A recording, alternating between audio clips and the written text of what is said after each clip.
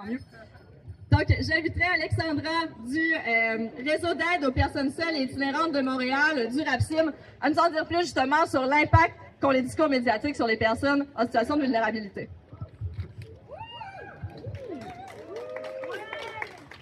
Allô tout le monde! En fait, moi, je viens vous parler que l'itinérance à Montréal, c'est une crise de dignité et de justice sociale.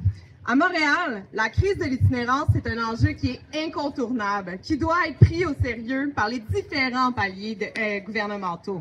Depuis 2018, l'itinérance visible a augmenté de 33 %. Ce chiffre ne reflète pas seulement une hausse statistique, mais une détérioration profonde des conditions de vie dans notre métropole.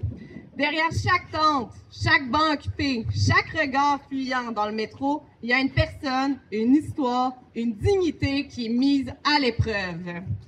Ce n'est pas seulement une question de visibilité dans l'espace public. Ce sont des vies entières qui se déroulent dans des conditions indignes, souvent sous le regard répressif des autorités. Profilage, judiciarisation, démantèlement des campements. Les réponses institutionnelles trop souvent criminalisent la pauvreté au lieu de la combattre. Et pendant ce temps, les organismes communautaires, épuisés et sous-financés, tentent de répondre aux besoins qui explosent. L'itinérance est le reflet de crises plus larges. La crise du filet social, crise de l'accès aux soins, crise du droit à la ville. Elle révèle les failles de notre société où certaines vies sont jugées moins dignes d'être protégées. Et pourtant, les personnes en situation d'itinérance ont des aspirations, des savoirs, des liens et des droits. Et elles demandent à être reconnues, écoutées et respectées.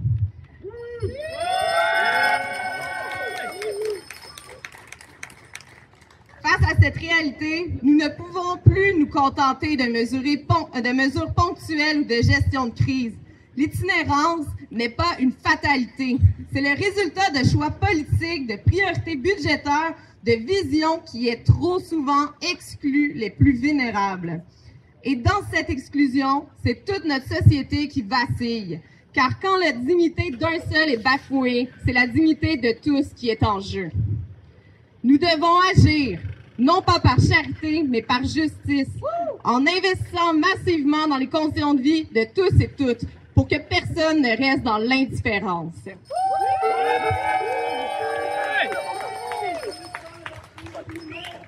La pauvreté, c'est en effet, lutter contre la pauvreté, c'est en effet une question de dignité.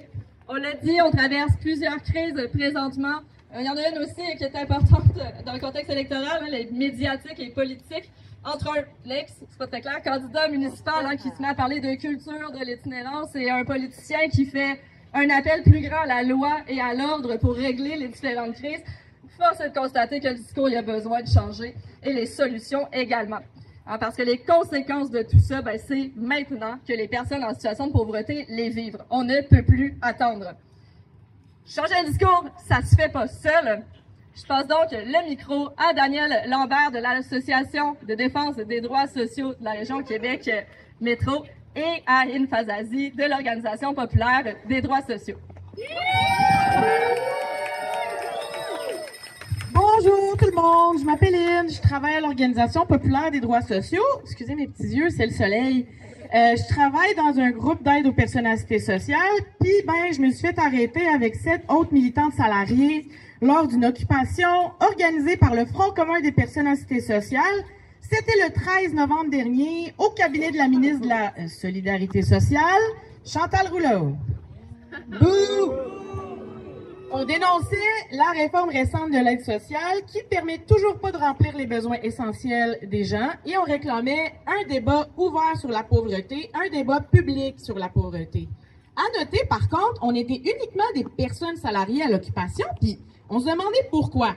Nous, on pense que la plupart des personnes à l'aide sociale aujourd'hui, ils ont bien trop peur du profilage politique pour se joindre à nous, puis on dénonce cette situation-là.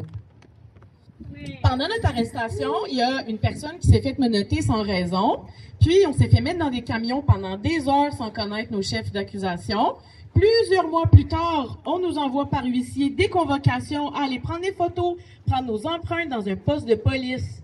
Imaginez une personne déjà précaire, à qui survivre fait déjà peur, à qui tout ça arrive, on s'entend, c'est démobilisant en tabarnak. Au Front commun, on constate avec beaucoup d'inquiétude qu'il y a de moins en moins de personnes qui peuvent concrètement se battre pour défendre leurs propres droits à manger, à dormir, à exister.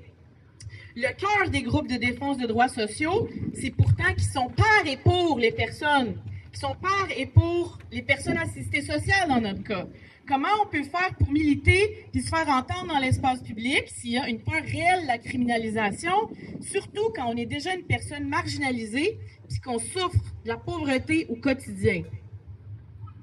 Qui dans nos groupes, sinon, peut se payer des avocats pour se défendre? Dans la réalité, la barrière financière, ça empêche les personnes les plus pauvres de participer au débat public. Fait que, tu sais, on retient quoi de tout ça? Premièrement, une chose est claire, au Front commun des personnes assistées sociales, on refuse de laisser tomber nos membres, les personnes qui ont déjà de la misère à arriver.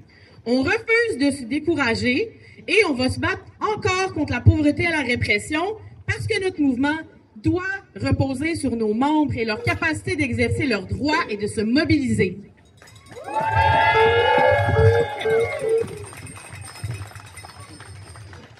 Deuxième affaire, on appelle les groupes de défense de droits qui en ont les moyens à mettre en place des fonds de soutien pour les personnes arrêtées. On sait que les temps sont durs, nos organisations sont peu financées par le gouvernement, mais des fonds légaux permettraient aux plus vulnérables d'entre nous de pouvoir se battre sans craindre que leur engagement les mette encore plus dans la marde, parce qu'on ne doit pas permettre à la peur de nous réduire au silence.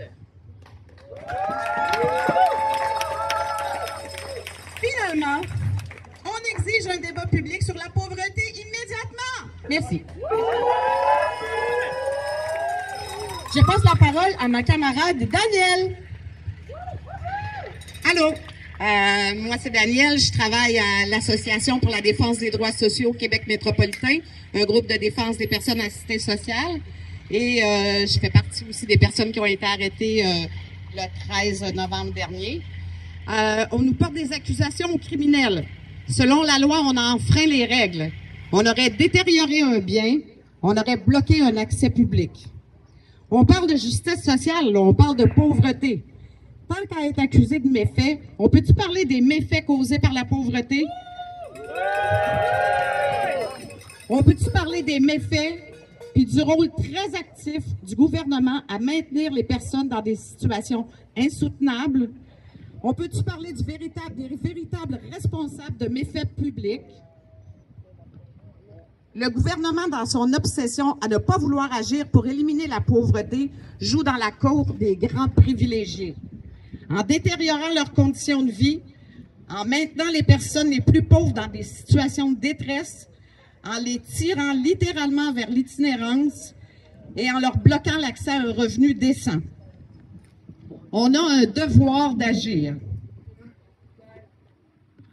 On peut bien nous accuser de méfaits, mais on ne nous empêchera pas de dénoncer puis d'agir contre les intérêts crasses des privilégiés au détriment des personnes les plus pauvres. Je peste d'être dans un système où on qualifie de criminels celles et ceux qui luttent contre les injustices et puis de voir toute l'impunité dont se farcissent les décideurs quant aux méfaits qu'ils prodiguent allègrement.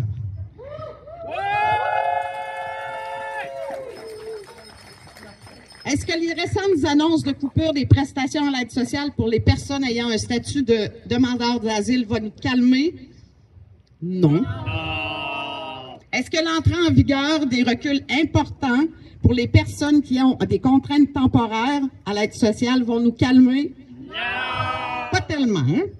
Alors, solidarité avec toutes les personnes assistées sociales, à toutes celles et ceux qui luttent pour qu'on puisse enfin éliminer la pauvreté.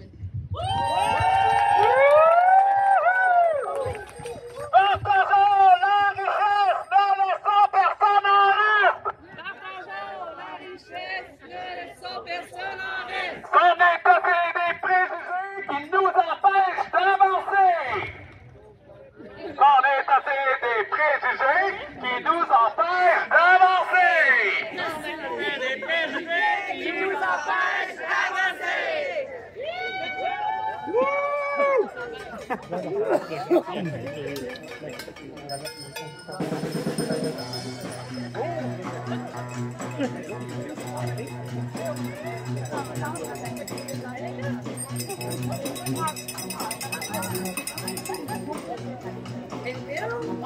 excellent, ouais. Finalement, ça n'avait pas besoin de beaucoup, ça se passe pour les D'accord, vous